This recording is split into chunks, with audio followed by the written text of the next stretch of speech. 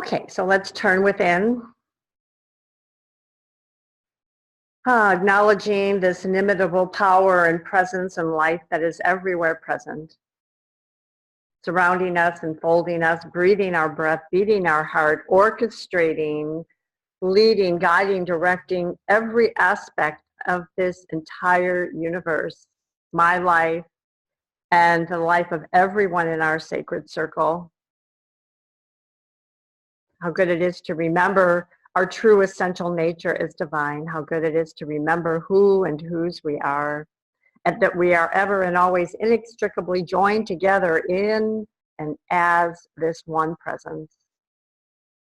And so in this awareness, I speak a word of blessing for our time together, for our final Zoom experience together in this journey known as Practitioner One training, and just feeling all of the immense gratitude and appreciation and love, the deepening, the healing that has gone on for all of us this year because we've been together doing our sacred work.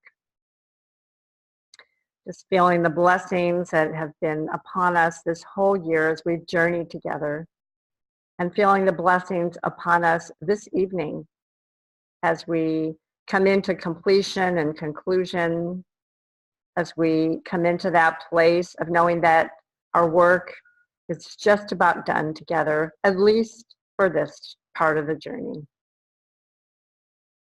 So in deep gratitude, I release this word into the great law of life, letting it move everything into its highest expression for good. And I let Katie take us into our meditation. Hi, everyone. So for tonight's meditation, I'm going to show you a technique that I use all the time. It's kind of a mini visioning. So at the end of this, if you're with clients or with other people, there's a time of harvesting where they could, gather gather from the vision that they've collected, and share it amongst the room, and then there could be a prayer put together with all of the different visions. But for now, we'll leave the harvesting at the end, and then that's something that you can do. Maybe we could put it on a forum. Okay, so we're going to go ahead and start. So let's go ahead and settle into our space of oneness. Mind, body, spirit alignment. Feeling all of the excitement of the day, excitement of the time of year, the stresses of getting things done, feeling all of that just melt away.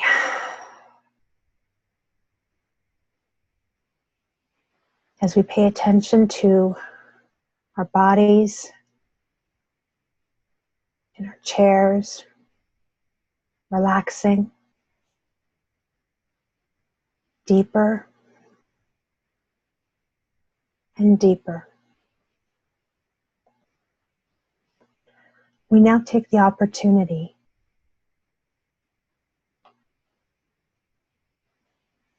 to mind our breath.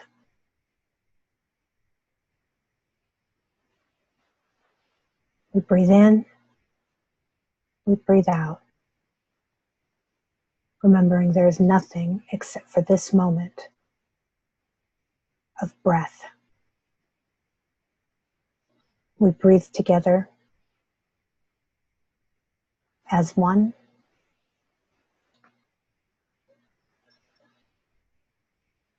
And we breathe in to divinity.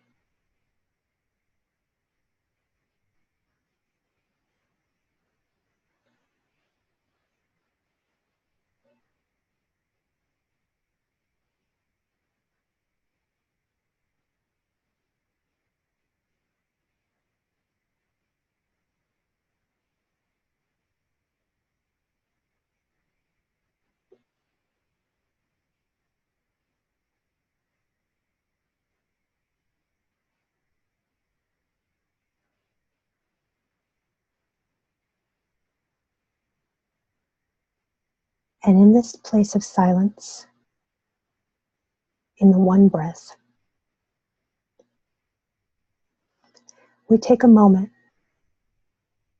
and ask, what is Spirit's highest idea for my life right now? What is God's highest ideal design for me as I move forward on my path? What is mine to do?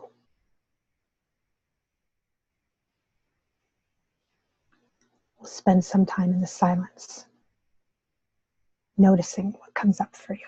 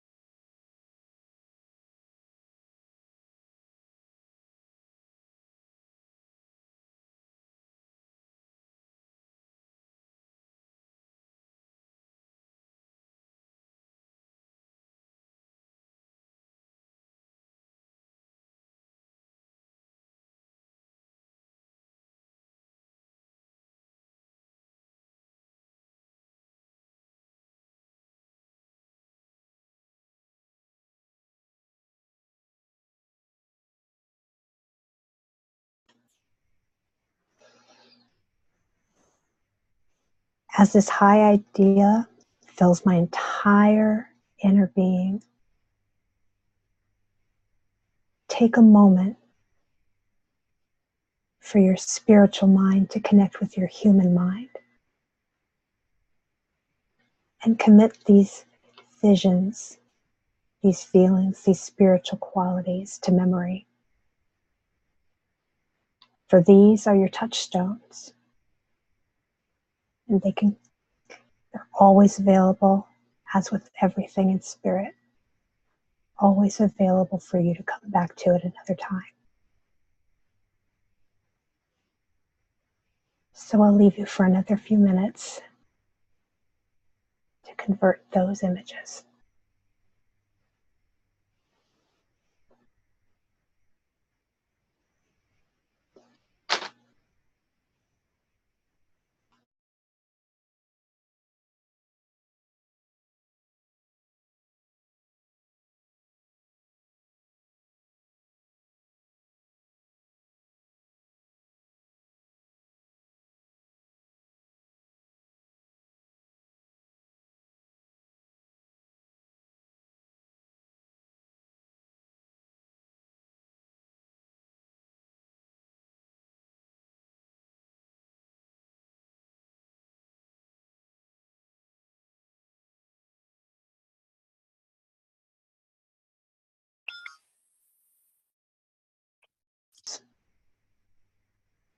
I give thanks to everything that has come forward, everything that has come through,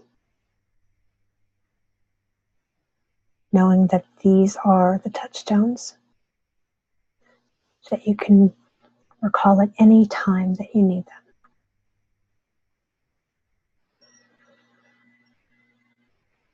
Knowing that we are all one, I give thanks and release it all into the mind in action.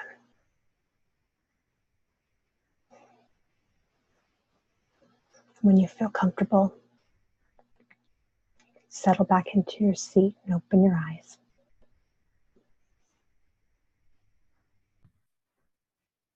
Thank you, Katie. Beautiful. Sure.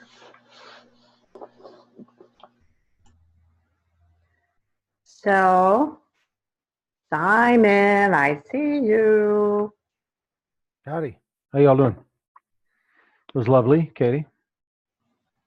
We decided they could be off duty tonight, and I did the invocation, and Katie did the meditation, and you'll be doing the benediction. Sweet. But no, wait, which one's benediction? What's that? You need a little time to prepare? Yeah, can I write something down? Yeah. Uh-huh. All right, I'm being a smart ass. Well, welcome, everyone. Should we just rock and roll? Sure. All right, cool. So how about, because it always works so well when y'all start talking. So let's break up into our groups so you guys can discuss your answers to the summary questions. And then we'll come back into the larger group and we'll use some of those as the springboard for the rest of our conversation into the night about spiritual leadership and how you see. Tonight is really about, hey, for the most part, you're done with Prac 1. I mean, you're not because you still have the retreat piece, but really, this is it. This is our last online session. So conversation around you being a spiritual leader, your role as a practitioner, how you show up as a practitioner, how you intend to go forward as a practitioner. You might remember at that very first night, I said that you already are practitioners. You're just not licensed yet. So this is a time for your reflection on how that has been. And the term papers that I've read so far have demonstrated a lot of change over the year. But this is a chance to go deeper into that, share that. And this is a time, because when we get into the retreat's going to be full.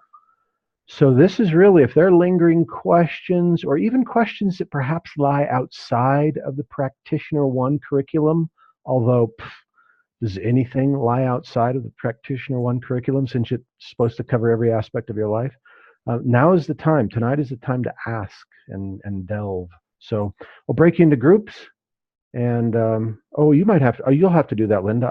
I'm doing that. Excellent. I'm just about ready. Like symbiotic mind here. You were doing that while I was talking. Good. Okay, we'll see you in about 15 minutes or so.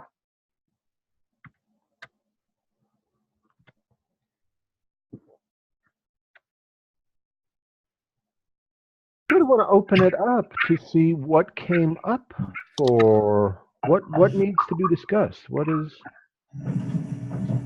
What's on your mind? Hopefully your small group generated some stuff, but let's just see where we go.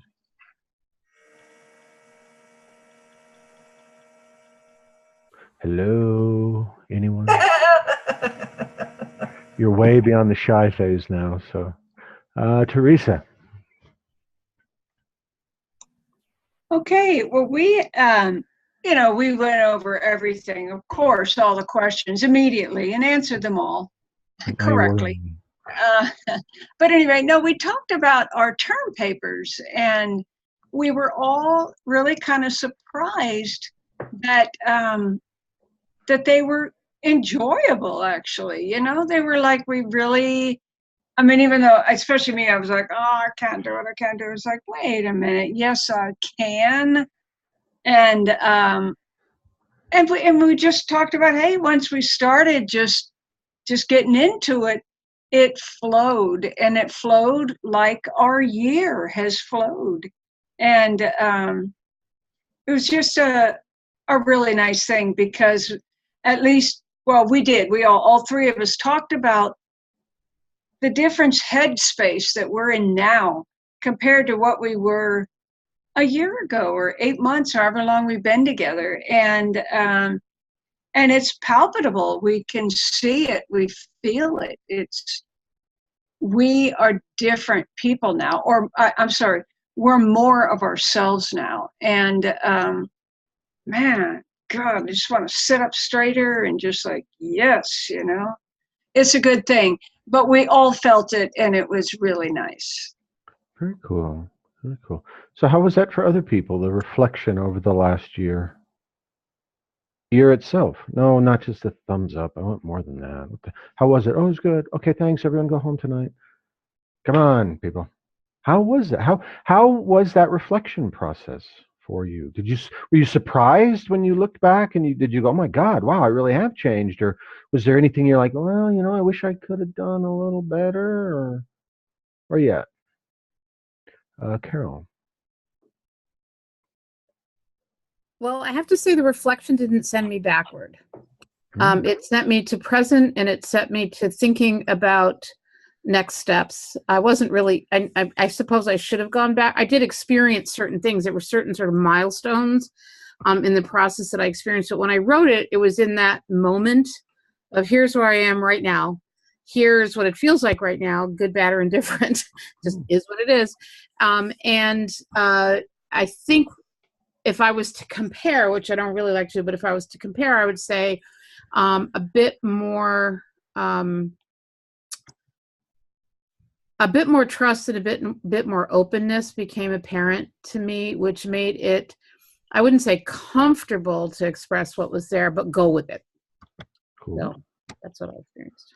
Very cool. Sue Ellen? I realized that I've been working in confidence this year, and among other things, and I realized I'm having answers and exercising my confidence more than I thought. And I've had some really great breakthroughs. My husband has had some health issues over the last few years, and I'm really able to be with that much more powerfully now. And much more as a, what can I do to help kind of thing. And I don't know, the way I kind of see it is just going with the flow is, I guess I trust the universe and trust myself, and just my life feels like a big flow right now. Cool. Very good. Sharon? I also experienced it was just really easy to sit down and write it. I did over the weekend. And I'd been, of course, meditating and looking at it, and going back to my personal whatever it was we were supposed to rewrite in present time. What I noticed is what I wrote down was process, that I want to deepen my experience of, connection to the oneness. And so that was my purpose at the beginning, and it continues to be my purpose now. And so I did write a little bit about the shifts and how I, where I was then and now. But everything I wrote at the beginning of class continues to be true, because it's process, and so it's going to continue. I still have to finish my practitioner report, and what I was sharing in the group is where it has been difficult for me to get that practitioner thing happening. And I finally had my prac session last night with a practitioner in Santa Rosa who also happens to be the choir director, and that I sang with for a year up there. So that I my prac report will write about I wrote about my insights about some of my resistance and the process of doing that, and where I kind of really looking at why I'm creating that as something difficult to do. But that's been the hardest piece of my puzzle this whole time, was getting those prac things done. Interesting. That would be a good thing to investigate.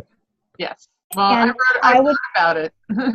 And, and Sharon, I know you wrote to me and asked me, and I didn't get back to you, and I really, really humbly apologize.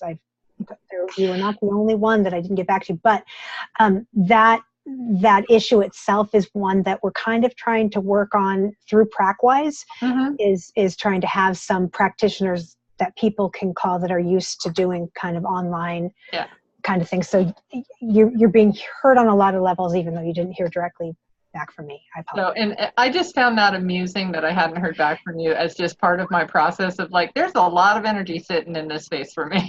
I know. So, you know, it's all good. And Claire was. Well, I kept trying to fit you in, but the whole thing was ridiculous. I apologize. Yeah. Very cool. All right.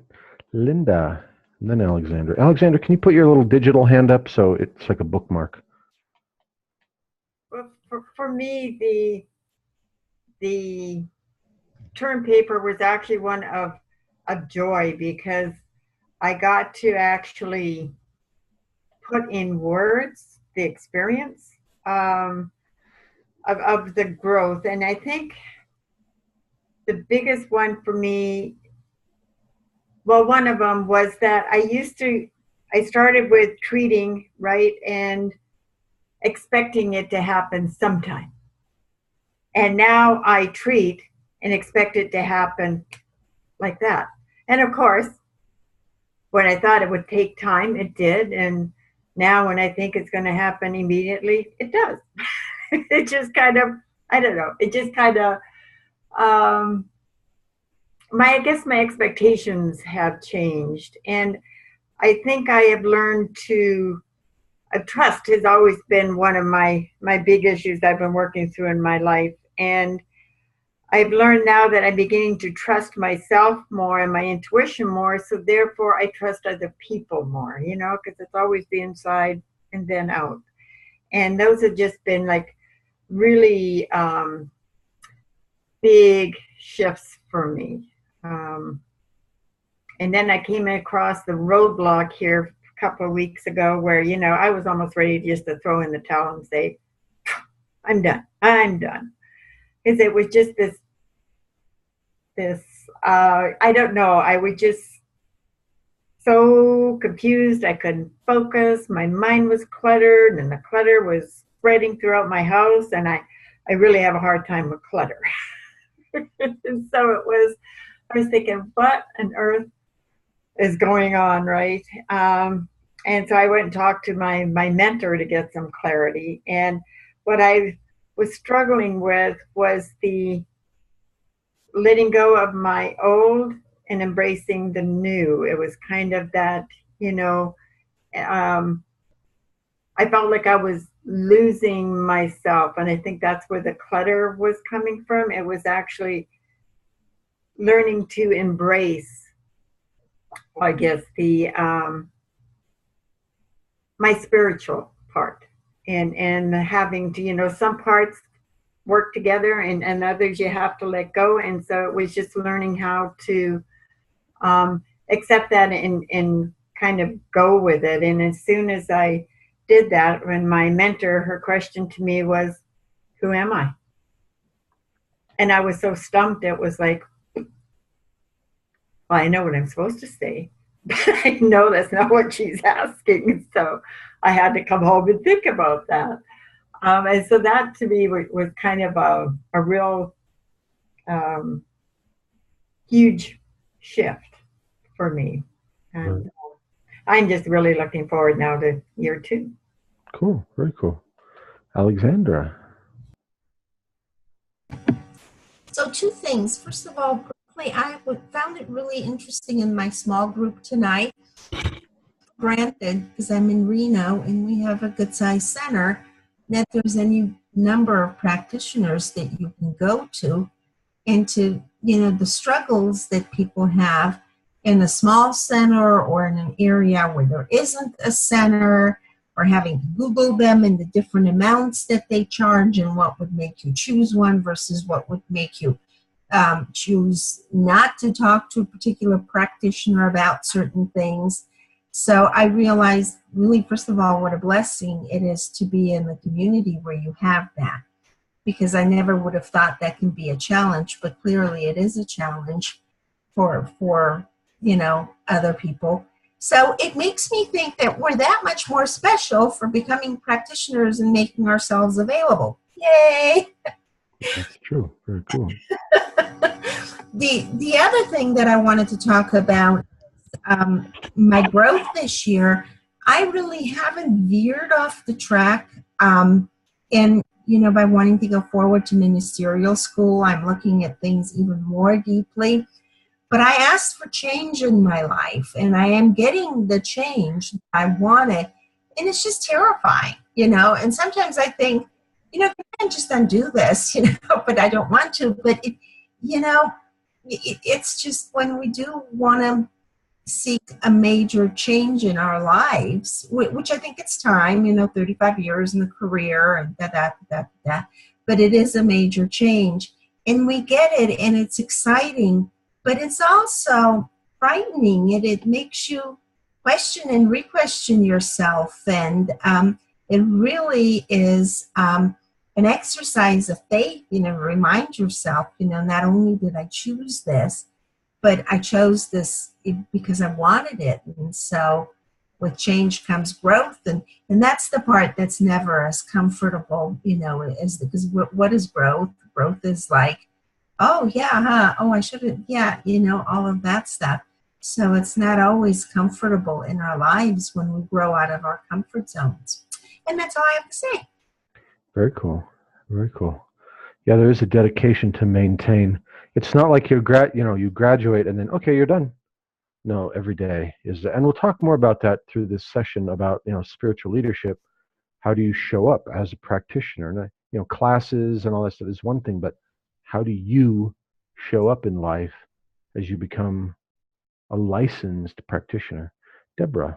Maybe there should be a disclaimer, on the Prac 1, like, get ready to be stepping out of your comfort zone and be very uncomfortable. Wait, didn't we warn them We all did of that in say our that. interviews? Oh, in our interviews, we totally did the whole. I think Now you realize your life's going to blow up, probably. I used the roller coaster analogy. Yeah. Deborah. What I say is, do you want to be a greater expression of spirit than you thought you could be? That sounds a little bit better to me. Oh, I always say, do you want your life completely trashed and then to come out on the other end of it? That's just kind of my style. I like to be a little more, what do they call it? Truth in advertising? Or anyway, Deborah. But when you said that to me, I didn't think it would apply to me. But Of course not. But that's not my problem. At least I was authentic. Deborah. Okay. All right, well, anyhow, we're back to the theme paper concept. In classic Debbie style, I typed out my theme paper, and then I was going back through my journals and everything and reading all the stuff, all those little nuggets of wisdom you folks have given us for the last 9 months. And I came across the line that said, don't give us 2 lines on everything you did, find something meaningful. So the first copy, in the trash. And then I was sitting down reading this thing called You, chapter 15, and it was so spot on. I like Ernest Holmes' work, and I really like his writing, but you'll be reading along, and then he'll get to this, this italic stuff, and after he's explaining something, he'll say, well, now you say this, and then he'll say something that has nothing whatsoever to do with what he was talking about. It's like, what? And yet, in this thing called You, chapter 15, it was just everything he was saying, now you say this, was exactly what I was feeling. It was like, I'm saying this. So for term paper number 2, I said to myself, I want you to sit down and take that chapter and write every one of those italic sayings. Type it as though it's coming down through you. And so that's what I did. Spent an hour and a half doing that. Got it all down, went through it, made sure it was perfect, saved it in my journal for later, just so I could have that, because it was exactly where I was at this moment. And then I wrote the third paper, and the third paper just flowed along beautifully and smoothly, and it was great. Right. And I am in such a marvelous balance point now. It's just, thank you, class. I love this. I am complete. Very cool. Christine. I just wanted to say, for me, it's been agonizing in the best possible way, if that makes sense. So that's about all I have to say, but just that it's been, And I didn't believe you, Reverend Simon, I guess, or I didn't understand that it applied to me when you said it was my life would turn upside down. I guess I really didn't get it. But now I do. So Cool. Yeah. No. And let's see, what she said just makes me think, I think it was Carl Jung, said something to the effect, I can't remember the quote, but it was to the effect of, it's like, you're getting, like, something's a spiritual truth when it involves paradox. And like you just mentioned, that, agonizing in the best possible way, or, it's like the worst experience I've ever had and I wouldn't trade it for the world. Those kinds of things, because really when you get to that tip of your understanding, or maybe it's the tip of human capability to experience that which is beyond human capability, it involves paradox. It makes no sense, and yet there's some part of you that knows it's true. It's just weird that way. And so that's usually a good sign. Like when you're in the middle of something and you really are hating the experience, yet you're exactly where you need to be, that's really a deep realization. And you should, well, I'm using a whole bunch of words I don't like to use, that's a time to just, I'm on the path. I'm exactly where I need to be. Yeah, there's a lot of things like that. Debbie, and then Lance. So for me, I haven't written my term paper. I think I know what I want to say. And at the moment, I feel like from a gardening perspective, I've literally ripped out so much, and I still have some incomplete things that need to be handled. And I know that, like Christine said, I'm right where I need to be, but I am exhausted. There's so much ripped up. There's so much still to do. And that's what I feel. Cool. Well, just know that you will probably have things to rip up for the rest of your life. Yeah. So you all need to find ways to break that into chunks, because you will never be done with you, right? I mean, if Holmes is right, you will always be evolving and going on and on. I think at some point you have a choice, but whatever. So you need to find a way to balance that, because it'll never be done. So what does balance look like you? What does breaks look like you? What is the fallow period, the harvest, the fallow time, and then the planting time? What does that look like for you? Because otherwise you will burn out. I'm really glad that we're going to have a 3-month break, and I really don't want to, I guess just to continue to follow my intuition, is clearly, I know that that's part of the answer.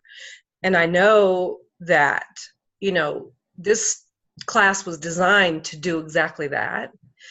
And I know, there's still just a lot to think about. It was a lot of information, it's a lot of work in a short period of time. Like, I feel like I could have taken some of these subjects and covered it over 2 or 3 weeks as opposed to 1 week. And I feel that, there's some stuff I need to go look at again and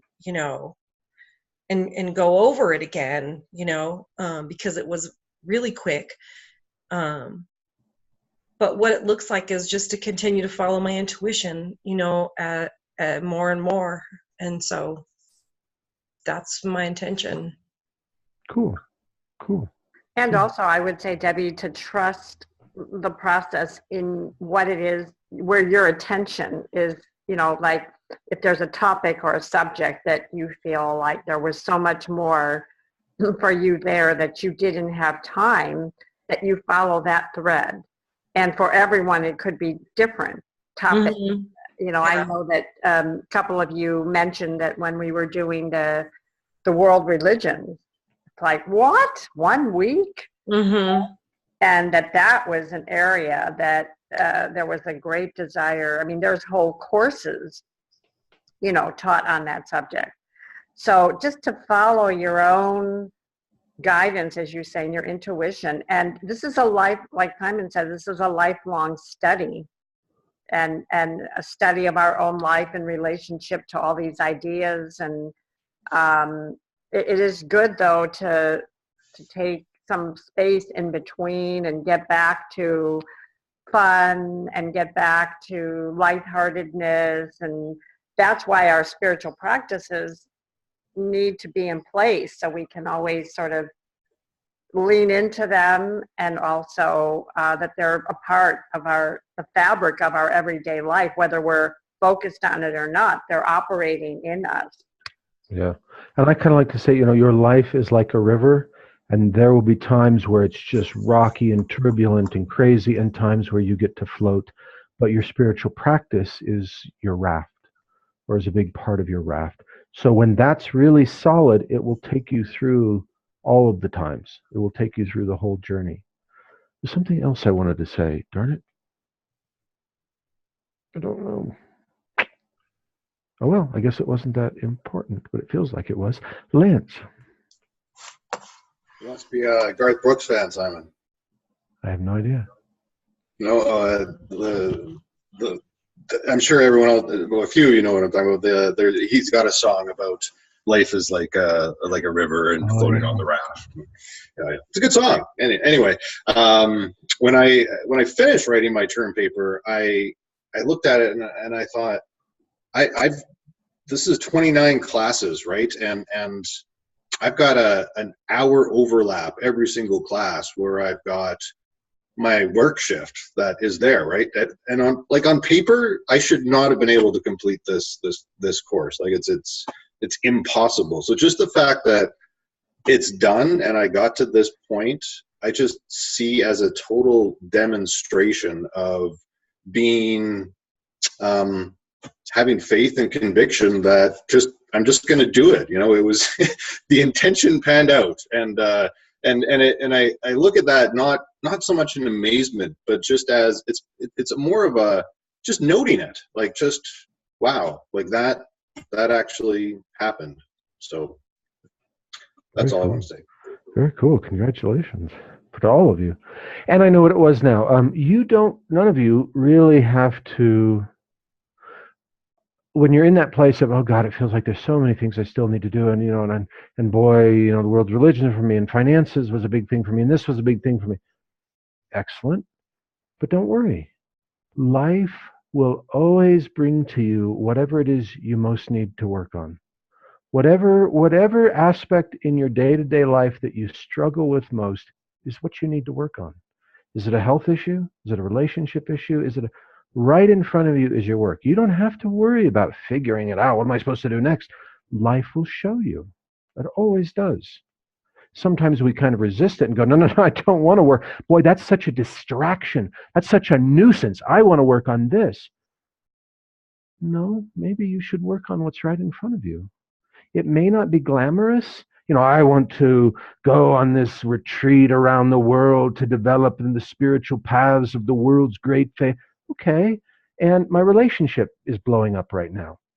Maybe you should work on relationships right now. Just a thought. What I want to convey to you is, don't worry. Life will take care of you. Life has your back. Hopefully through this year you have, when we talked about trust and faith, hopefully you have become more deeply rooted in the idea and the intention that life always has your back. And if there's ever a place or a time in your life where you're like, oh, I think Simon is wrong. I think he doesn't, because there's your work. There's your work. All right, what else?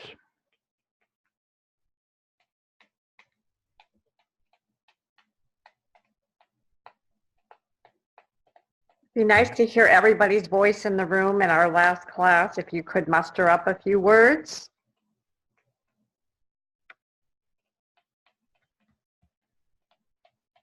But I'm an internal processor. I don't. All right, sorry, I'm poking fun. Sorry. Okay, we got some hands Oh, up. Suzanne, Good go work, ahead. Simon. Did you call on me? Yes. Okay. I really love this class, and I really love the work.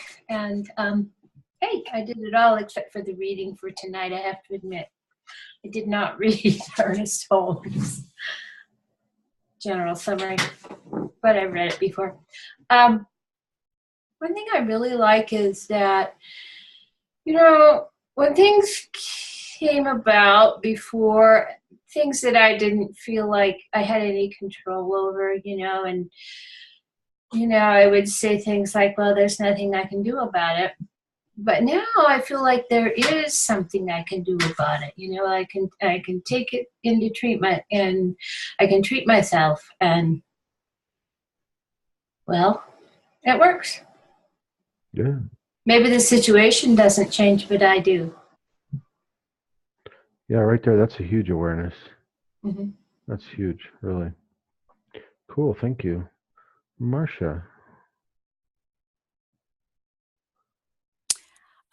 My term paper wrote itself easily and quickly. It could be the procrastinator in me that started it at 3 o'clock yesterday afternoon, but I think I was really done by like 4.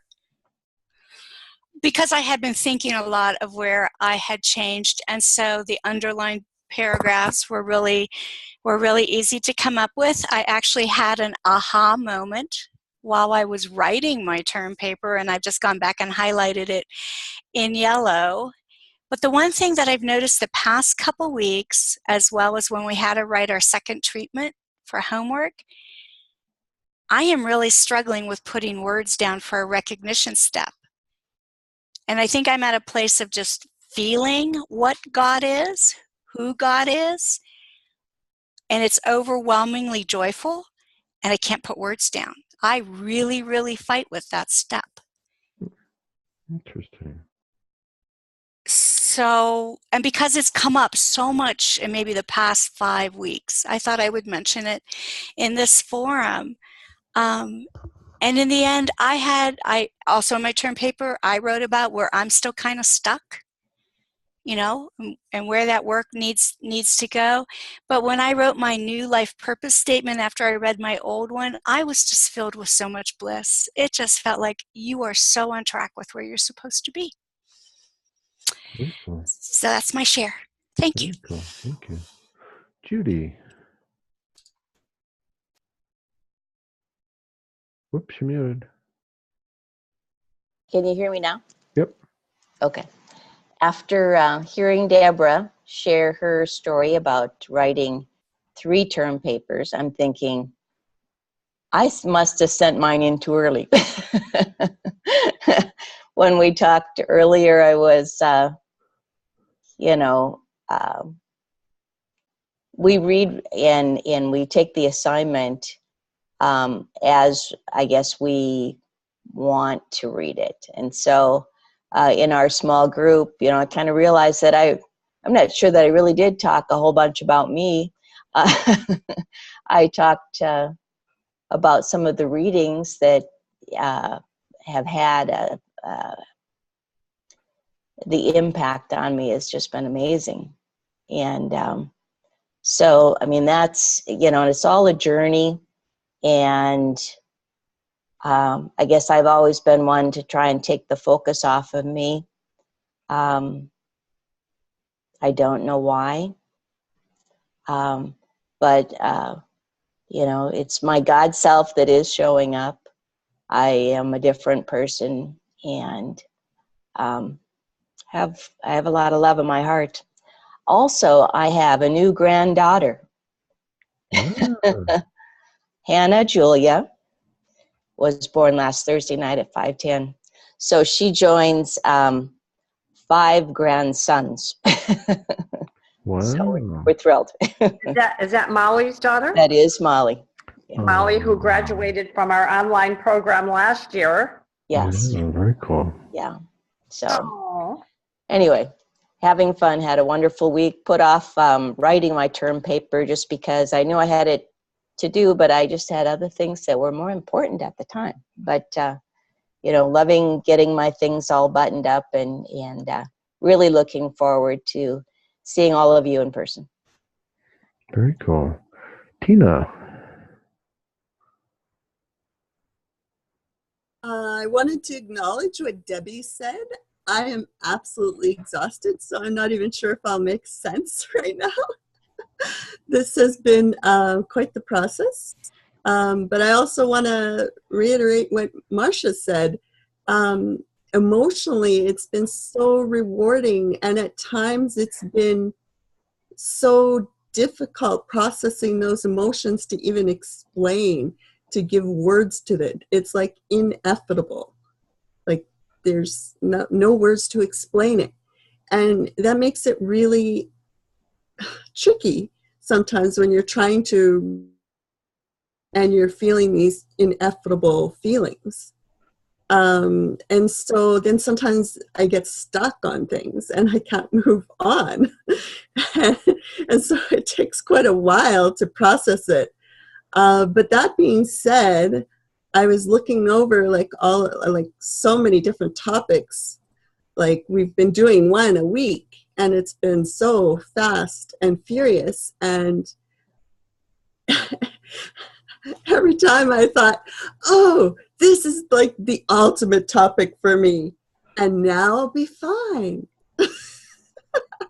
Another topic would come up and it would be like totally take over. And I'll be like, oh my gosh, this topic is even more than the last one. And so I must say this course was really, really well designed. I really recognize that. It has really pulled up a lot of issues within me, and that has given me the opportunity to face not only my thoughts on those issues, but my feelings on those issues, because that is part of the problem within this course for writing for me. Is academically writing for me is very easy. If I stay straight in the logical, rational academic writing, no problem. But when I have to dig into these ineffable feelings, it becomes completely different and so much more difficult for me to do academic writing. So the combination of trying to do the academic writing with the emotions has been a very big challenge for me. But that has brought so much growth within me. And like Debbie said, I still see that I have some more to work on. But I am also amazed, like it's amazing in 29 weeks how far I've come on so many issues. It's just like, and all of us have. And I just have to say congratulations to myself, to everybody in this class, to our instructors for hanging in there and going through this process all together. Yeah, very cool. Yeah. I mean, you all, and hopefully, and Rebecca, I'll call on you in a sec. That's part of the intent of the term paper, is to hopefully give you some perspective on really how much change, how much you have gone through and how much change has occurred. And I would strongly encourage you, I know everyone has different feelings about writing, but one of the best practices that I have engaged in is sort of a year-end review and a year-end preview, where, you know, sometime around the end of the year, and the style for me, I always do it like I'm writing a letter to someone, like a loved one. And so I recap what has happened during the last year, and then I project myself forward as if it was the next year had already been completed, and I write about what is going to happen in the coming year as if it had already happened, if that makes sense. And those that's a really useful process to go through. Again, for some of you, I know, and for me, the writing, I'm not a big writer. It's not my favorite thing to do, but it has been my experience that once I start, then it flows.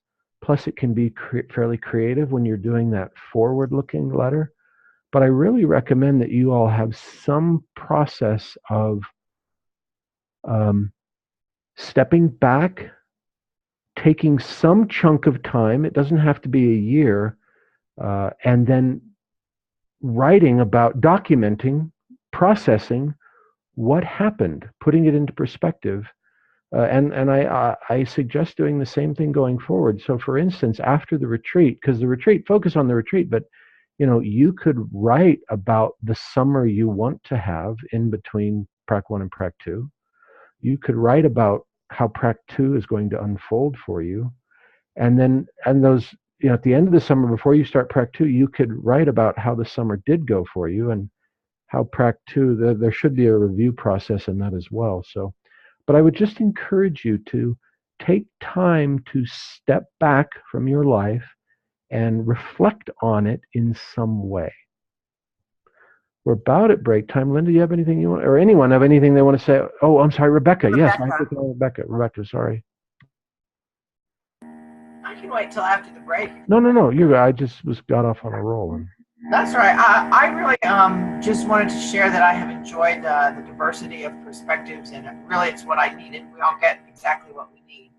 And that's what I needed. And I needed to see people from many different places and perspectives and life experiences. And your sharing with me who you are has been very healing for what I brought to this. And I just wanted to express my gratitude for each and every one of you as individuals. You've all been a blessing. So thank you. Very cool. Anyone else before we go to break? All right. Well, while I'm remembering something, I don't think a message has been sent out to everyone going to the retreat yet, and I think it's probably an oversight that you are to bring an item for the altar. Oh, yeah. Has that been said to you yet? Yes? Okay. So it was posted. Okay, it was posted in a place where maybe people saw it and maybe they did not. So on our first night, you'll be introducing yourself as in the process of placing something on the altar, and a symbol, something that symbolizes you, a quality that you'll be putting on the altar for the weekend and until we complete the retreat. So if you forget, there's always wonderful things, on the ground, and there's leaves on the trees, and, you'll find something if you don't remember. Cool. All righty. Well, let's come back at 10 till. All righty. We're having a 20-minute break? Yeah. Okay. Just want to make sure. Yeah. That's your extra gift tonight, 20-minute break. Boom. But I think of spiritual leadership as not something that's necessarily done in front of a group, while it could be, you could be leading a group of people. For me, it's more of a way of being in the world, whether it's how we talk or relate to someone, or what we're doing, even when we're by ourselves and nobody's even there. So I'm going to read something to you and ask for your feedback. And I also wanted to say that I really wanted Simon to lead most of the class tonight, because you're not going to get him at the retreat, and you're going to get a whole workshop from me. So I wanted you to have as much of him as possible tonight, because this is the last time you'll be in class with him. And I just think it's everything he has to say is very rich and very profound, or it's very irreverent and it's funny. Either way, it's totally enjoyable. So let me read you this and let's see where we'll go. So this was written by a woman named Clarissa Pinkolas Estes, and she wrote Women Who Run with the Wolves. And she wrote this in 2008, and it's been brought forward in I've seen other people send this message forward, and she actually wrote it originally, from what I understand, after 9/11, that this was her message that she sent out, and then it was again sent out. So here's what she said, and I'm probably going to include it in the packet that I'll be giving you at the workshop. If not, I'll send it out in a news form. She writes, ours is not the task of fixing the entire world all at once, but of stretching out to mend the part of the world that is within our reach. Any small, calm thing that one soul can do to help another soul, to assist some portion of this poor, suffering world, will help immensely. It is not given to us to know which act, or by whom, will cause the critical mass to tip toward an enduring good.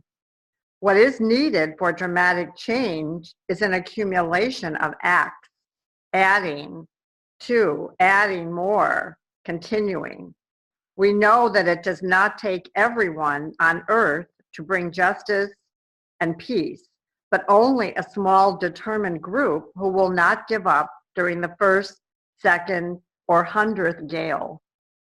One of the most calming and powerful actions you can do to intervene in a stormy world is to stand up and show your soul. That's my favorite line, so I'm reading it again.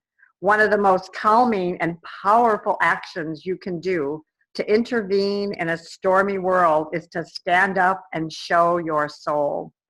Soul on deck shines like gold in dark times. The light of the soul throws sparks, can send up flares, build signal fires, causes proper matters to catch fire.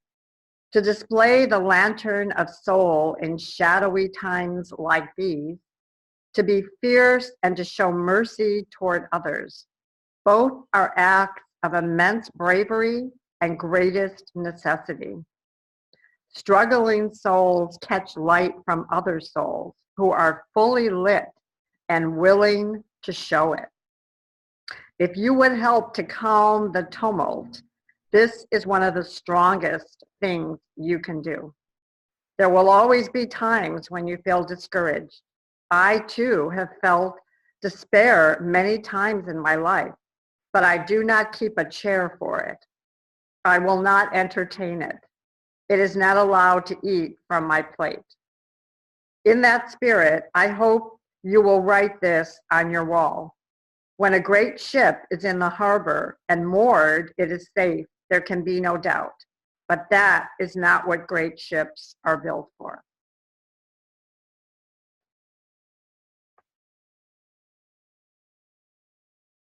It's a very moving piece. Would love to hear your response to it.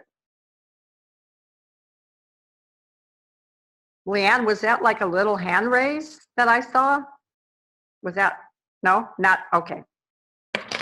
Just wishful thinking. Jennifer. Well, I just love it. I've heard it before, and I have the book, and I just love that. You know, it's feels safer maybe to be moored, but that's not what it's about. And I think that really expresses to me the practitioner journey, or at least the journey through the classes is, you know, but I think just the way of life of the practitioner is recognizing, as Simon said earlier, that, you know, things are going to continue to come up, that this practice is a lifelong thing, you know, and that as we're, you know, we're always building the ship while sailing it, as they say, or whatever. Thank you. Judy, Rebecca, and then Teresa. I love that. I would love a copy of it. And it was so strong and really spoke to me. Thank you for sharing. Rebecca? Reminds me of Karen Drucker's song, Let Go of the Shore, which is very inspiring. And interesting, I think one of the hardest things for me is talking about being a practitioner in circles outside of practitioner circles. And so for me, that's what I heard as you were reading that. I don't know that I've heard that before. I've heard something like it, but I'm not sure that I've heard that exact reading. And so it's interesting, as you were reading it, I was thinking, it just really hit me between the eyes. That's me letting go of the shore. I have to learn how to talk about what I do and what this is and why this journey is important to me, to people that don't speak CSL, right? Because I'm really good in groups like this, in having really honest conversations, but I don't think anyone that's not in CSL, even my family, doesn't really know I'm doing this. And that's my challenge, I think, for a practitioner, is to let go, to take my ship out of the harbor. So thank you for sharing that.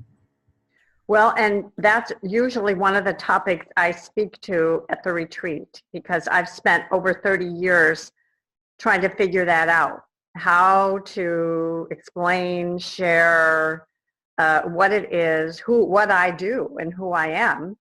And I was commissioned to write an article for the Science Mind magazine in 2004. I can't believe it's been that long. And you'll be getting a copy of that article in your packet at the retreat. Dr. Christina includes it each year in the retreat. And it is the only article in the history of the magazine ever written about practitioners, who we are, what we do. Many centers use it on their practitioner information table, and I've received all kinds of comments around that, which is, my family didn't understand what I was studying and what I was doing until they read that article. It's really, I spent 9 months writing that article, and I probably would have spent more if the editor hadn't called me and said, time's up, So, because I wanted it to be, I just intuitively felt it was going to be so important for us to have. I mean, the magazine, 2004, that's 18 years ago. Oh my God, right? Dang. But the information is still true for us. And that's what I help practitioners with. And when I mentor practitioners is, how do you define and identify yourself? Define what you do, identify yourself outside of centers, because the term religious science practitioner, science of mind practitioner, whatever it's called, doesn't have any meaning outside of a center. And so that is something that I usually spend time sharing in the second year of Prac 2 training, or I will touch on it certainly at the retreat. And you will really get some good ideas about that in this article that you'll receive. And it is significant. And I do believe that that's why there aren't more practitioners that are out there as a full-time profession like I am. And because I believe that's a big stumbling block, and I have more stories to tell you about that, but I won't right now. Teresa. Okay, thank you. That was a fantastic story, and I love the reading. That reminds me of a piece I heard, I think in this class, but I really don't know where life, and this really helps me when I get really, really overwhelmed. Okay, life is 50% goodness and 50% not so good. And so when you're thinking like, oh my God, how can I save the world? How can I help the agony, the horribleness that's going on now? Well, guess what? We don't have to change even the 50%. We just need to work on the 1% that's going to bring the goodness over, more powerful than the bad news. 1%. And I can't remember where I heard that, but to me it was like, wow, okay, I can't save the whole world, but darn it, I can treat my little heart out to change it, change the goodness, just 1%. And Bang! That changes the whole world. Was that here that in this class that I heard that? Okay. I don't know. Could have been. Thank you. Mm-hmm. Well, and I love that. That reminds me of Mother Teresa's, a quote attributed to Mother Teresa, which is, "The world shall be healed one heart at a time." And I think of my practice like that. I mean, yes, I I facilitate retreats and workshops, and I speak at events, but really my true dharma, my work, what I'm as excited about today as I was 30 years ago is sitting with someone, one person at a time, and helping them remember their wholeness, and giving them ideas and tools, and helping them navigate in such a way that they can reclaim their own wholeness, and therefore be that expression of wholeness in the lives of them, of those around them. And so that to me is another really beautiful, very emblematic idea in terms of what I do and what I aspire to be as a practitioner. Yes, Carol. Oh, and then Rebecca and Jennifer. So I really appreciate that reading, Linda, and I really appreciate the opportunity to learn with and from you. A couple weeks ago, while the ministers who serve our center were on a Spirit at Sea cruise, we had a practitioner step in to give the message on Sunday. And I was kind of drifting off and not paying much attention and kind of fiddling around with technology and doing whatever I do on a Sunday service. And all of a sudden, like as if it was a clanging cymbal in my ear, I woke up and I heard her say this quote from Emerson: "God will not have his work made manifest by cowards." And I thought about that as you were speaking about women with wolves. That image just kept going through my mind, that we are empowered, and however we choose to use the words that reflect that power as God qualities, because love is powerful, joy is powerful, compassion is powerful. We are powerful, and in any situation to have the willingness to step forward with these beliefs is really often an act of courage. It's an act of courage that is well supported by all that we believe, but it's still an act of courage. And that quote from Emerson has just stuck with me, because that's also part of our foundations, the roots of this philosophy. And it seems meaningful to me in the context of what you were discussing about earlier. Beautiful. Yes, courage. I mean, the root word of courage, of course, is the French word cœur, which means heart.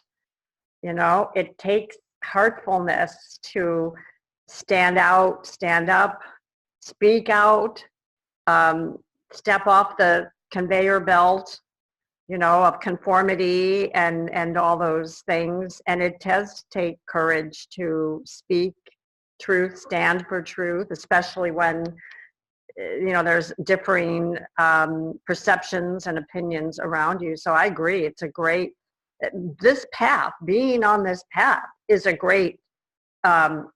courageous thing. And that's why I can't wait to get into class every week with you, because I'm so inspired by your courage and your choice every week. And of course, having read your papers and your treatments and knowing your journey, this is a path that is not an easy one to take, but as you've all said, it's one that you knew you had to choose. You knew it was your dharma, it was your path, and as uncomfortable as it ever gets, and as challenging as it ever gets, there's something in each of us that knows that we must stand up and let our souls shine. We must be a courageous spokesperson for truth. So that's you. I mean, of course, what she wrote in here, that's something any of you would say, yes, that represents me. Yeah. Alexandra. Thank you. That was a beautiful reading. I have seen the part about the ship in the harbor on a poster, but I have not heard it in context, and it was really inspiring. And the thing that resonated with me was the critical mass part. And I wrote in my final term paper about the 100th monkey experiment, which is about, in a nutshell, monkeys on one island of observation developing a certain pattern of behavior then is manifested on another island. And there's been much argument that, they get it telepathically, did one swim over? It doesn't really matter how. I don't really care how they got it. It's just that when so many reach critical mass, it has an impact beyond their visible world, their tangible reality. It goes to other islands. And I wrote that I see myself as being a 100th monkey in my life's work. And then when you said critical mass, I just thought, oh, the monkeys. I love that. Thank you. Beautiful. Any other responses to that? How did that make you feel? And how did you, in what way does it help you identify who you are? And it is a leadership. I mean, she's really talking about, standing up and standing out sometimes. Anything else around that in terms of spiritual leadership and where you see yourself as, how you see yourself expressing that as a practitioner? Okay.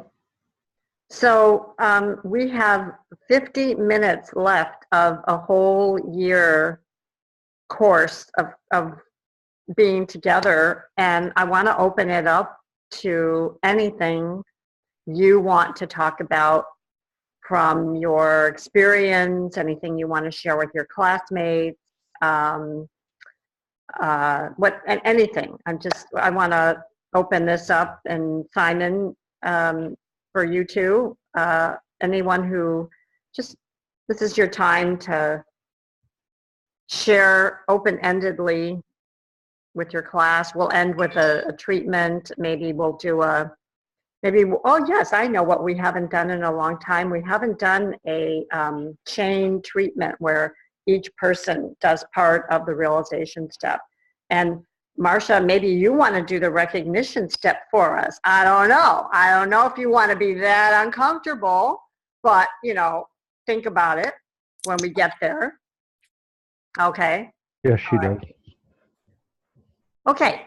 It's open for anything and anyone to say anything about your experience, to ask any questions about any of Simon's profound thoughts that maybe you wanted to hear more about. Okay, let's see. Suzanne and then Marcia. Well, I don't know how profound this is, but... No, I said Simon's profound thoughts. Oh, Simon's profound thoughts, yes. So it can be your profound thoughts too. Okay.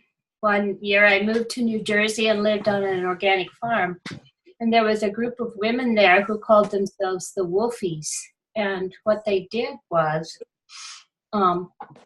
they took each of those stories from Women Who Run with the Wolves, and they reenacted them. And I think they did it about every 3 months or something, but they used costumes and props, and it took the whole evening to set up and reenact those stories, and it was so fun.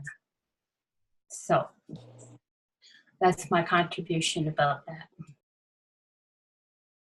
She was one of the first, out there with all of this, I think, sort of divine feminine stuff, in her day. So I'm sure there were some that preceded her, but she was, of course, very well known. Okay, where was I? Marcia, and then Linda. Okay, mine is a general spiritual question on principle. Is this the right place? Yes. And time, okay. There was a day in term 3 when I was just really upset about something. So I grabbed one of my living, breathing dogs and my stuffed dog, and I crawled onto my bed. And all of a sudden, I hit a brick wall. If God is only good and can only perceive love and joy and harmony, my perception has always been that God is present as a comforter, kind of just this loving presence to hold you. But based on what I have gleaned from reading this year about God being only able to perceive good, how can God be my comforter if it cannot perceive my pain? That is my question I'm throwing out to the group. Well, I'm going to sit back because you and I discussed this already and you've heard my input. So I'm going to throw it out to Simon and the rest. So I know Linda has her hand up, but I don't know if you're wanting to respond to Marcia's or if you had something different. Well, I had it up for something different, but I can respond, and it's going to probably sound rambling because I'm going to be processing it as I speak it. But to me, because God only sees perfection, even in pain, he sees the perfection. Because through it all, I mean, it's there, even through pain, through whatever, there is perfection there because it's leading us towards something. It's pulling us. There's always gifts in there. And I think for me, that's where he sees the perfection, and he's always loving. So it doesn't matter what pain I'm in or what judgment I may be having about myself. God only sees love and loves me and loves my perfection. And so in my pain, that love and seeing my perfection is my comfort, because I just know it's there and always will be. It doesn't ever leave me. So that's my piece for that. And I know you might have wanted to say something. Let's continue this conversation, then we'll come back to whatever you were going to share. Who else would like to come into this inquiry that Marcia has put forward? Sharon, is that you with your hand up? No, okay.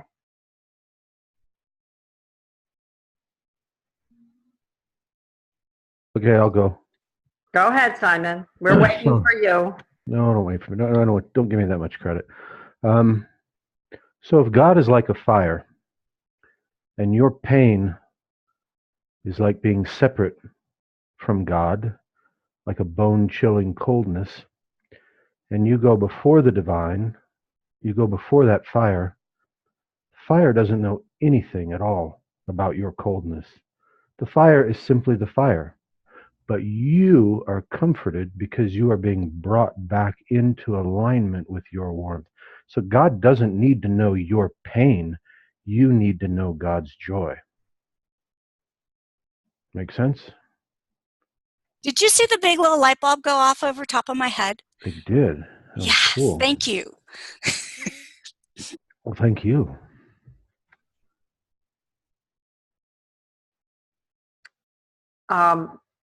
Rebecca? I think that this is starting to get close to that concept, the topic of spiritual bypass. And I think that the concept that God is only good gets interpreted sometimes as whatever's happening to you is good. And if you can't see it as good, there's something wrong with you. And our, of course, task is to move past that and understand that, and actually Simon said it better than I could, but God just is. It's kind of like that that concept of subjective mind that always says yes. I mean, God just is. Our role, I think, is to understand that it's more complicated than it's all good. Because sometimes life is painful, and sometimes life is difficult, and sometimes it doesn't make sense. And just saying, oh, it's all good, is not going to fix it for ourselves. It's not going to fix it for clients. And I think being able to understand the metaphor that Simon used, but also to understand that sometimes it doesn't feel good, but it doesn't change the nature and character of God. And to allow ourselves to walk through that valley of the shadow, if you will, and not chastise ourselves because we think God is supposed to be good and this is all good and it's for my good. Why do I want to scream? And to learn how to sit with it until we can get to that point and understand, full body understanding what Simon explained, to sit and allow ourselves to maybe not feel so good, but to understand it's a process and we will get to it. And I just wanted to add that to the discourse. Yeah, and here's the best analogy I've found to date. And I know we talked about this in one of the classes, but it was a long time ago, and sometimes it takes a while to sink in. So if we use that example of God as light, like an infinite sun, and if you or I, as an individualized expression of the divine, were enlightened, right? And we're experiencing our oneness with the divine at 100%, right? In other words, my nature is God's nature. There is no separation. Okay, great, wonderful. And liken that to you, your eyes being fully open, 100% open, your physical eyes, metaphorically, and you see all of the goodness and the bounty and the oneness and the unity all around you, and you see God. There is God. No question, no doubt. Now close your eyes totally, and you are cast out. You are in darkness. You are, as far as you know, completely separated. You see no goodness, no bounty around you. Everything is thrown in darkness and doubt and fear and limitation, and that is a phenomenally real experience. And yet, nothing has changed with God. There you are in the midst of the light and that bounty. Nothing has changed except you don't perceive all of the goodness and the oneness and the unity and your true nature. Your eyes are closed. Your heart is closed. So your experience is very real. You are in hell. You are suffering.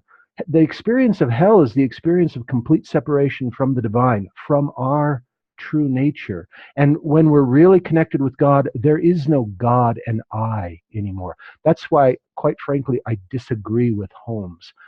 Holmes really focused, it was really important to Holmes, this whole idea of the individualized expression.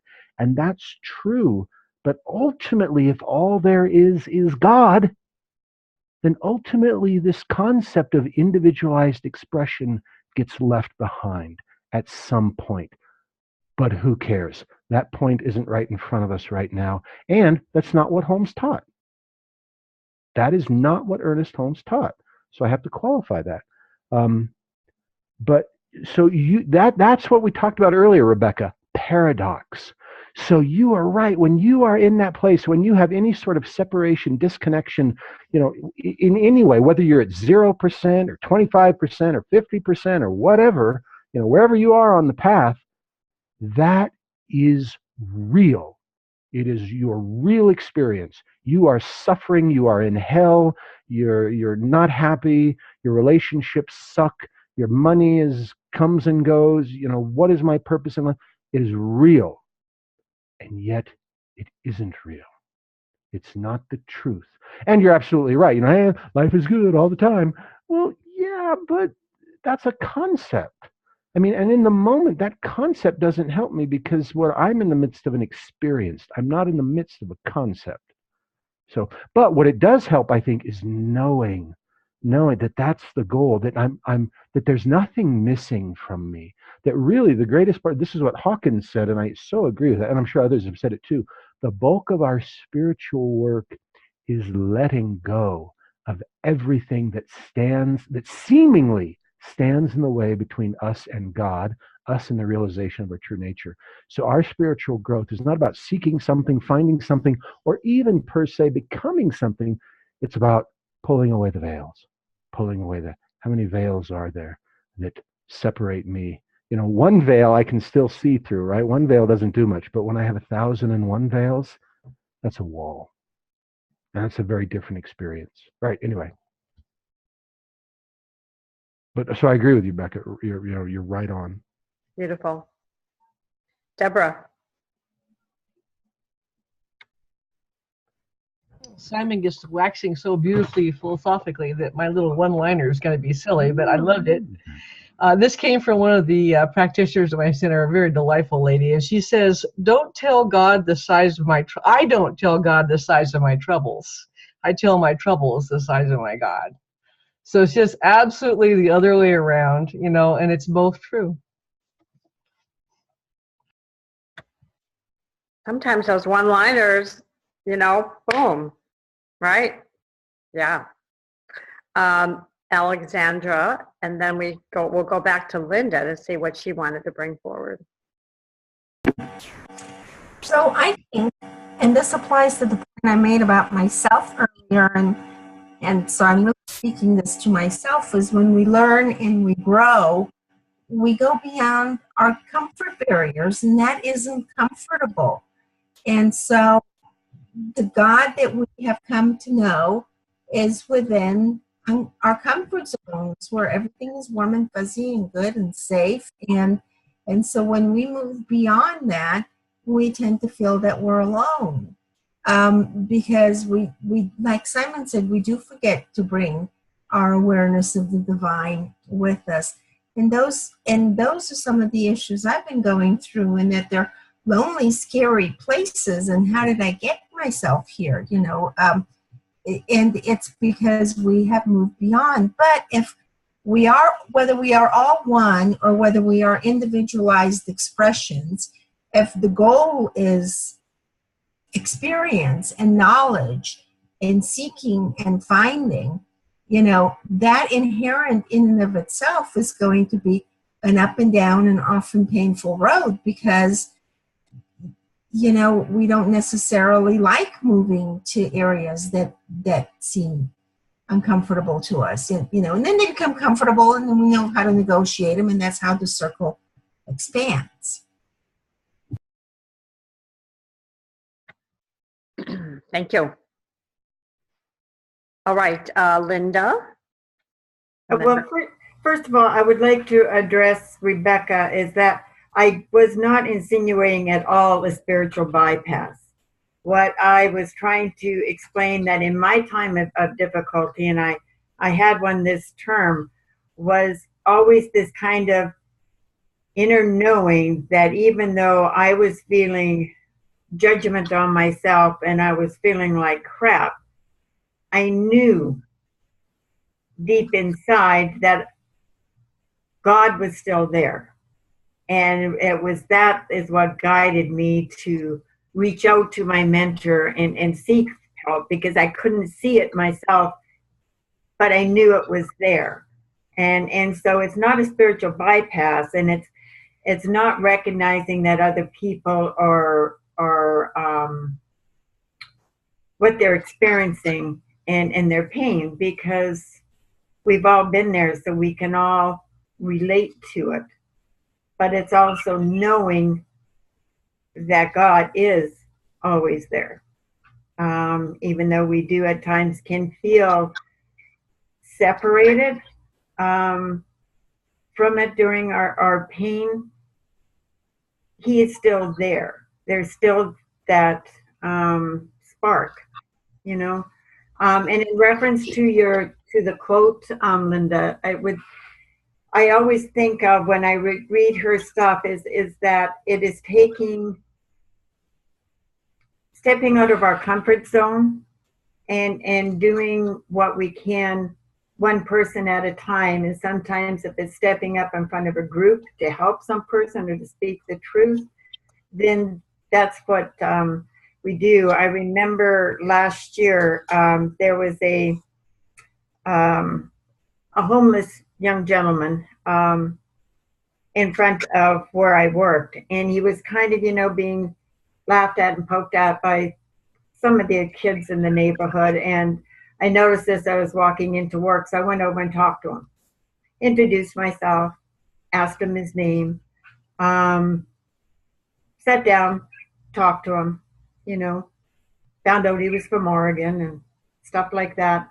And then, you know, just offered him what I could, you know, if he needed some water, if he was hungry. Yeah, kind of asked him what he was needing. And anyway, I sat with them for about half an hour. And he came back about 3 months after that, looking for me, to say that that was a turning point for him because he felt that he was actually seen and that he had been heard and that somebody actually cared. And I just thought, you know, wow. You know, he reconnected with his family and he was, you know, kind of turning things around. And I think, you know, true change comes from reaching one person at a time. That's how we change the world. To me, that's how we make changes also is with the kids, because kids are already born perfect. And so if we can keep that perfection and instill the truth and connect them to the truth, then those were the adults that they will become, and then we see even greater change. So that's what that your story reminds me of, and that's what her stories always remind me of, is just stepping out of the comfort zone and doing what we can, whether it's one person at a time or standing out in front of a crowd and saying, no, this is enough. Beautiful, thank you. Jennifer? So several of the threads of this conversation reminded me of this concept that one of my practitioner leaders and teachers here at the center talks about, which is sphere of availability. And we talk about it in Financial Freedom First is where I first heard it. But it's this concept that how much, it's sort of like how big can I allow God to be in my life? How much can I accept? How much can I receive? How much can I, you know, let financial flow in? How much can I let, you know, any of these things in love? You know, how much love can I handle or can I receive? And it's sort of like, for me, all of that is kind of like, how much do I really believe God is there? How much do I really believe the universe has my back? And that all of this is available to me. And really, the answer to all of those questions is the same. It sort of goes back to self-worth. It goes back to, am I deserving of this? And it reminds me of that thing that we talked about, I think it was in this class earlier this year, about, you know, what size of bucket you're bringing, you know? And it's like, what's your capacity to receive or to allow? And going back to Marcia's question and that idea of the pain, it's like, how much are you willing to let, you know, yourself be comforted? Do you feel like you deserve comfort, you know? And just allowing that, I mean, accepting, like the self-acceptance and the self-worth, and allowing that possibility of any of those things is, for me, such a sort of key element of it. Yeah, you know, one thing I want to share along that lines is this idea of being open to a bigger idea of God, and more importantly, just becoming aware. And I hope all of you have already this year somewhat, but if you haven't, then you really, this is work you need to keep doing. Becoming aware. The ideal is to develop the skill to catch yourself doing it when you limit yourself. So for instance, if you ever find yourself saying, well, I can't do that, or I don't know how to do that, or that's not me, or I don't do, you know, that's not my, stop. Who says? You? Well, you say. You're saying that. Now, if the truth is, I don't want to, I choose not to, you know, I don't know how to dance, or I can't dance. Well, okay, if you don't want to dance, then great, wonderful. You have made a choice that is not how the divine is going to show up for you. But there's nothing inherent in the world that says you can't dance and you wouldn't enjoy it. I mean, when you define your, and it's the same thing, money, relationships, you know, I don't know is a big one. I don't know. Well, find out. Certainly there's someone in this planet, on the history of the earth, who has done what you would like to do or what you're contemplating, or they've done something like it. So you could start by learning from them. And often what it is I don't know how to do this, or I don't know, how can I phrase it? We're trying to walk the journey before we've walked the journey. It's almost like saying, when we're confronted with something, confronted with some new opportunity, confronted with our next phase of growth. It's like if I'm in Denver and I'm going to go to Los Angeles, and it's almost like what I'm saying is like, well, I don't know how to do that, as if what I'm really saying is, I don't know I haven't walked that journey yet. I don't know what that journey is going to be like. Well, of course, because you haven't done it yet. But you couldn't figure out how to take one step and then 2 steps.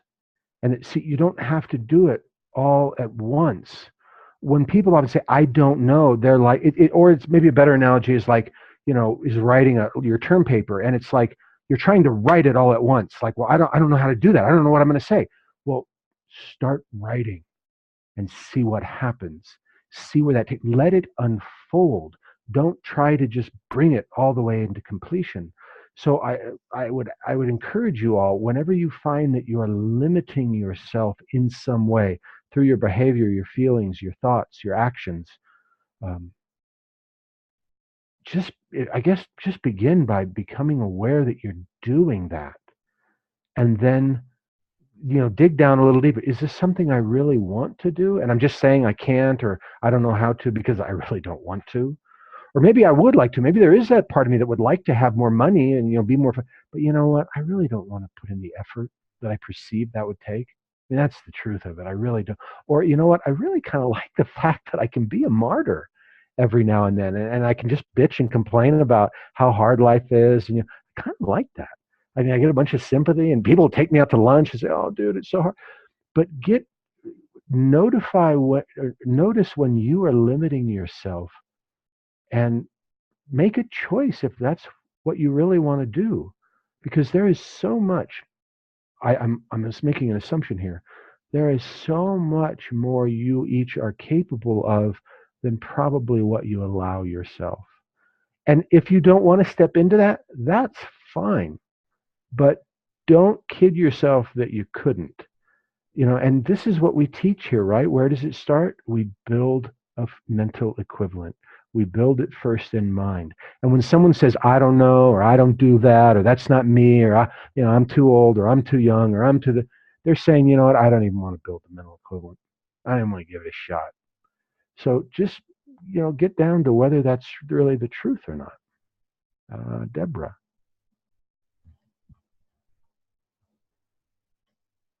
So that little speech was just for me.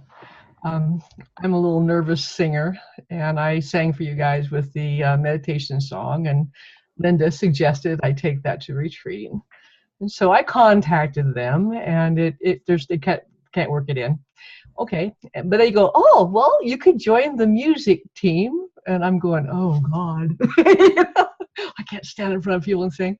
And I said, no, don't limit yourself. So I said, okay, send me the music and I'll see if I know it. And so they sent me the songs, and there's 5 songs, and 1 of them I know, and 4 of them I don't. And so I've been singing with YouTube for the last 3 days.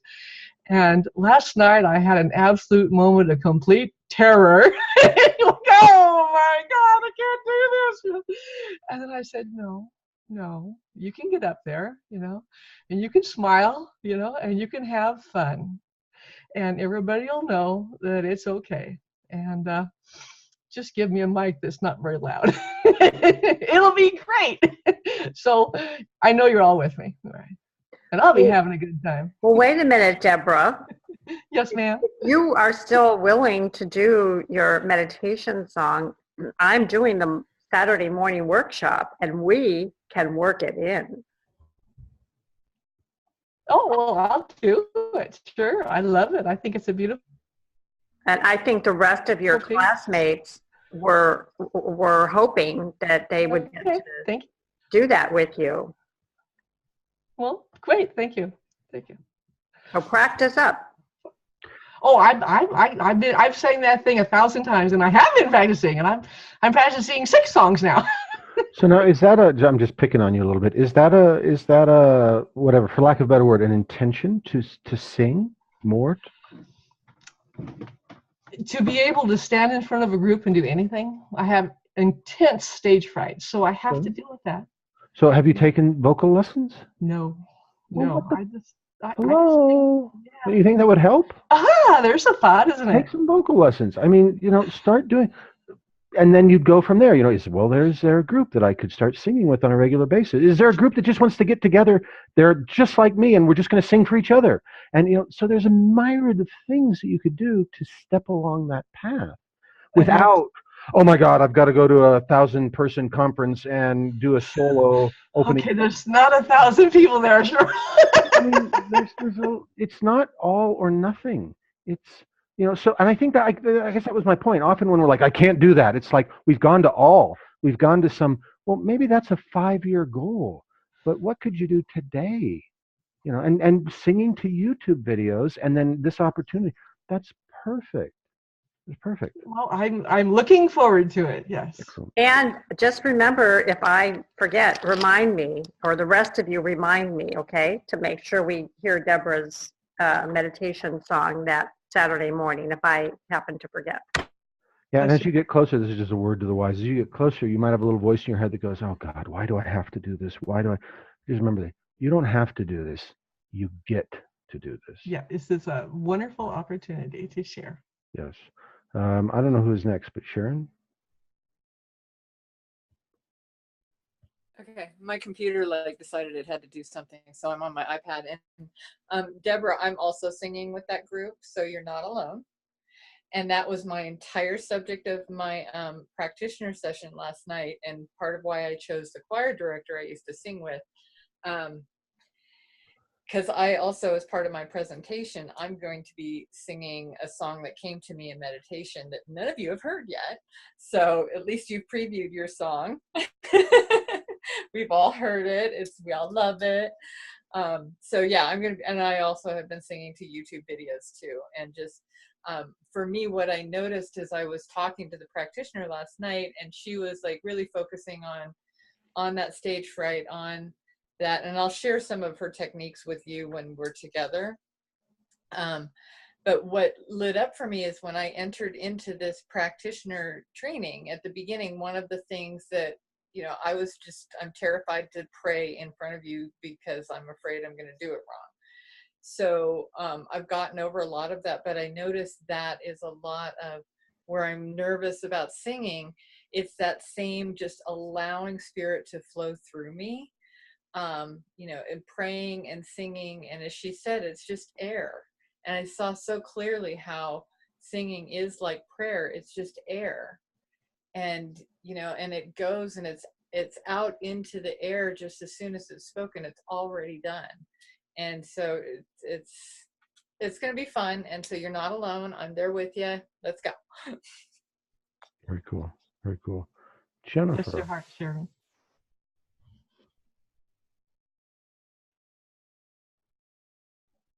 I already talked. I think I just forgot to put my hand down. Okay.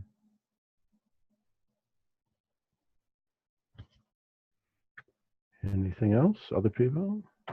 So anything you want to say about your sacred service, anything around your experiences, over the year that we've typically not created a space for in class? I mean, you've all been doing service during these 30 weeks, 29 weeks. I love that you brought forward the idea of, Sharon, of building your confidence in terms of praying aloud. This time next year, you'll be off to the races. Any one of you, you'll be just all competing to be able to speak the word out loud for your classmates. So, but anything else? And just these are your last moments before we're going to do our closing prayer work. Suzanne.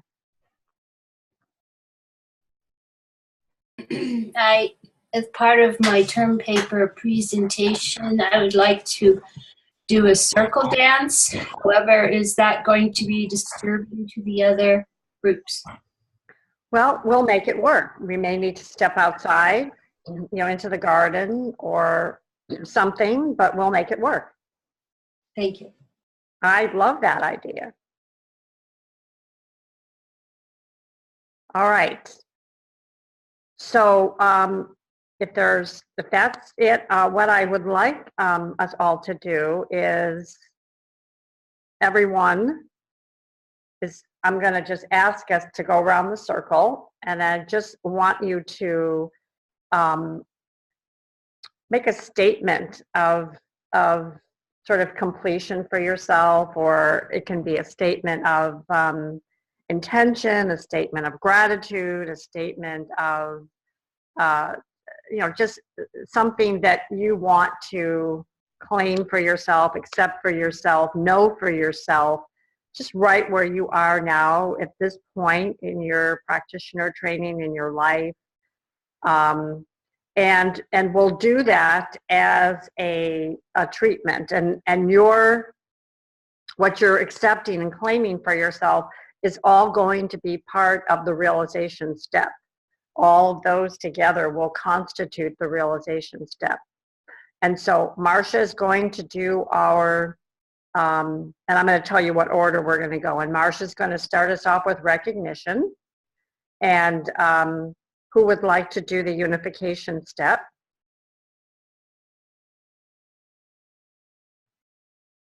Jennifer is going to do the unification step.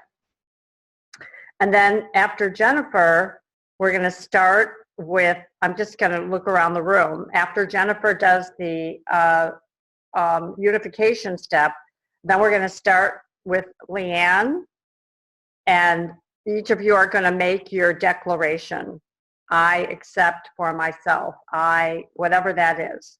And then write this down. After Leanne, Teresa, you're going to speak, and I would prefer there not be any like, oh, who's next? Like, write it down so you know who's next. So Teresa, you're going after Leanne, and then Sue Ellen, you'll be after Teresa. And the person after you finish speaking, you don't have to say the next person's name. You don't have to remember who's next. Just remember who you're after. After Sue Ellen, Lance. After Lance, Rebecca. After Rebecca, Linda. After Linda, Jennifer. After Jennifer, Suzanne. After Suzanne, Deborah. After Deborah, Alexandra.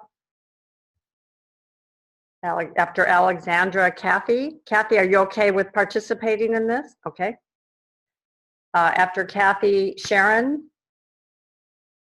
After Sharon, Debbie. After Debbie, Tina. After Tina, Judy. And then Christine, after Judy. And then Carol. And then Marcia. And then let's go to KT after that. KT, you go after Marcia. And then I'll do the Thanksgiving step, and then Simon, if you can do the release step. How's that? Okay.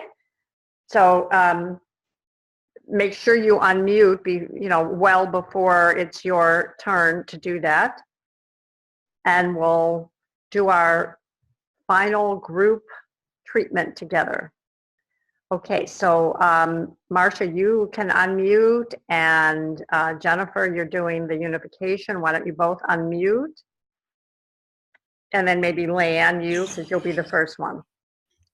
And then after you speak your step, then if you can mute again, that would be great. Are we ready? Okay, yes, you are, Marcia. Shake your head, yes. All right. Whenever you're ready. I recognize God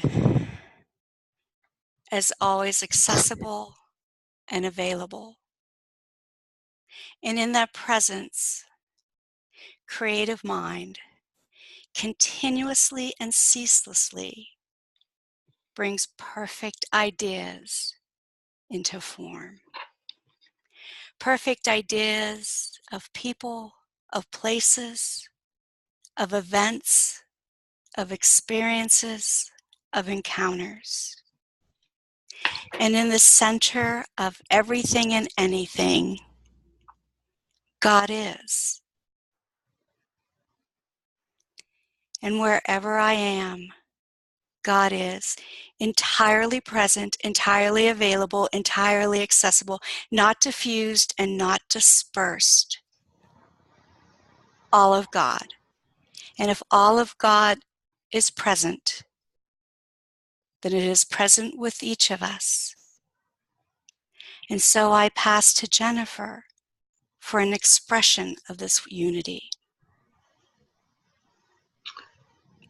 So what I know is true is that I am one with this divine presence. I know that at the center of my being, there is this drop of divinity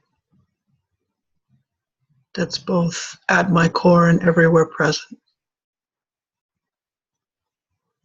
I know that I exist in that presence and that that presence exists in me. And as I know this is true for myself, I know this is true for each person participating here tonight. There is only this oneness. There is only this presence. There is only this unity. And I pass the word to Leanne. I accept for myself confidence and courage on the path of standing up and showing my soul. I accept my place in the healing of the planet, one person at a time, starting with me. And I pass. I step out of my comfort zone with courage and with confidence. And I allow God to show up in my life as all. Pass. I accept my courage, my confidence, my grace, going with the flow, and knowing that all is well in each and every moment. And I pass to Lance. And I know that all that is ever happening is that God, life, the Great Spirit is just simply happening through and as me. I undeniable truth, and I relish in it, and I pass. And I know that in every moment, in every circumstance, in every situation, no matter the appearance, no matter what it looks like, I provide it always and in all ways. And I am open to the deepening and the continued expansion of my spiritual practice, of my connection to the perfection that is in all things. And as I grow and step out of my comfort zone, I know that I am doing exactly what I am supposed to be doing. And I love it and I embrace it, knowing that it is perfection. I allow all of God to show up in my life, in every aspect of my life, to be present within me, to be present in those around me, to allow me to see them as God, and to see myself in the same way. I accept and I embrace expansion. And I step into it with courage. And I pass. And I accept. I accept this large spiritual community of which I was not aware, but now I am. And I'm so excited to see where this journey takes me. And I pass. And I accept an effervescent joy that courses through me daily. A perfect clarity of mind. And a harmonious and continuous balance in divine love. And I pass. I fearlessly accept that I have been called to be a spiritual teacher, and I embrace the truth with the capital T, and I embrace spirit as we take this journey together. I embrace all that is mine to do, and I am so, so grateful that throughout this journey I have been held, supported, embraced, and just nurtured by spirit to know that all is always good. I know that I am right where I'm supposed to be in this moment. As I remember that I'm always one with spirit and always held in divine love and never alone.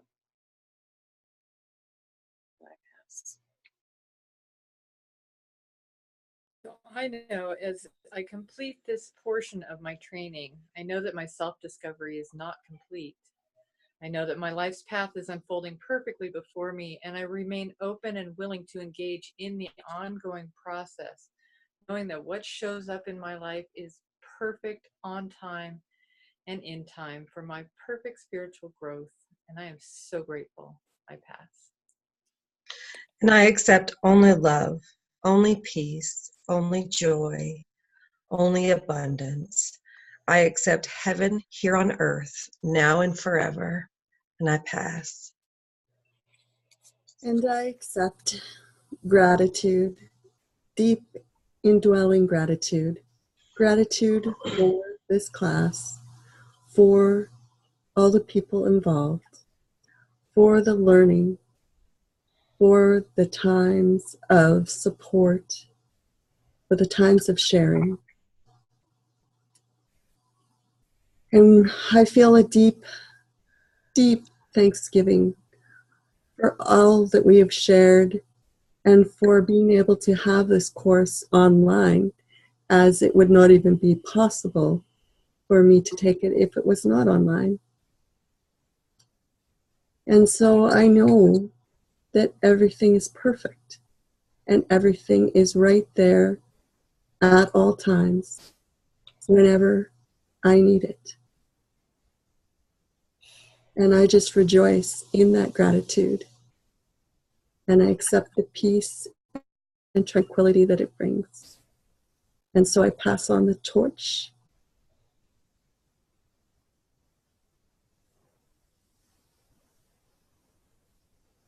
Any need that I have is already met, and that God is always within me, through me, and acting as me. And I pass. With deepest gratitude, I claim and accept the comfort, the joy, and the blissful peace of oneness right here, right now, and in every moment. And I pass.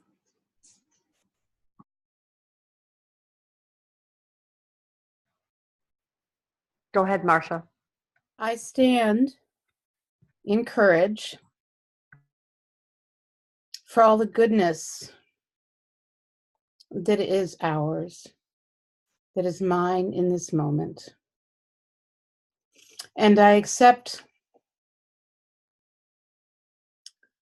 the responsibility to move my feet in this.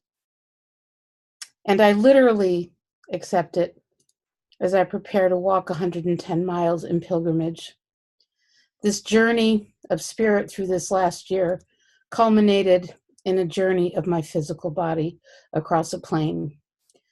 I'm deeply grateful for the opportunity to be with this group and for the opportunity to continue to pursue this pilgrimage to the perfection that is ours. And I pass. And at the end of this year, I am so incredibly grateful for the readings and the writings that have kept spirit ever at the forefront of my mind throughout the day and more through the day. And I come to Tuesday night class like a little kid coming to the Christmas tree because I can't wait for what gifts Spirit has for me. And I accept them, I recognize them, and I allow them to flood my being. And I am so grateful for the opportunities to be teacher and student, and then student and teacher. And mostly I allow my acceptance to continue and my resistance to fall away, that I know where God resides, and it is within me. And God can then radiate out of me to touch the people I encounter. And I accept that purpose. And so I pass. What I know right here, right now, for absolute certain, is that there is only one. I know that my human expression of spirit is undeniable. And I see that reflected in each one of the beings that I share this path with. I know God is love. I know and I embrace love as myself, love as my expression. Knowing that there is no accident, everything happens for an absolute, perfect, and divine reason. And that I remain in faith. And I pass. And so in this great wellspring of gratitude, I give thanks. I give thanks for this journey, as Carol said, this pilgrimage that we have shared together this year. I give thanks for the dedication and the devotion and the commitment represented in every single person's journey.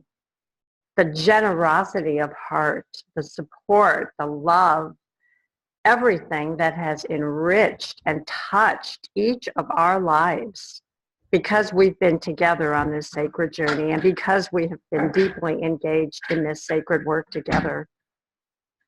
And giving thanks for all the lives that have and are and shall be touched deeply because of the dedication and the devotion and the commitment represented in this sacred Zoom room. And to know that that deep dedication continues to guide and lead and direct each one of us, each one of these beloved students on their journey. That bright spark within each of them represents a healing presence to all of those around them. And it is maintained and sustained by their deep faith and their deep trust in the infinite presence. So grateful for all that has been, that is, that shall be, grateful for the gift of each other's presence. And I pass to Simon. And so I release this word into the law, knowing that the law is the true doer, knowing that nothing stands in the way of the law ever.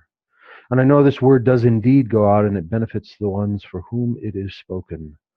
Like the seed planted, it is now acted upon. We simply allow a great harvest. This is my word, and as such it is done, and so it is.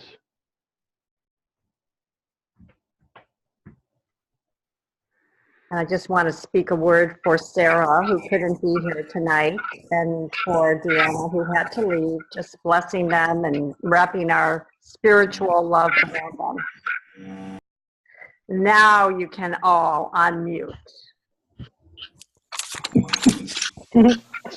And the great thing is we're going to get to celebrate in just a few days. Yay! It's not that sad of an ending. So much. Ready to be with each other. Safe travels, everyone. Yeah, safe travels. See everyone. See you all Friday. See you all Friday. See you Friday. Yep. Bye, everyone. Bye. And we'll be here a few minutes if anyone has any questions or anything they need to say.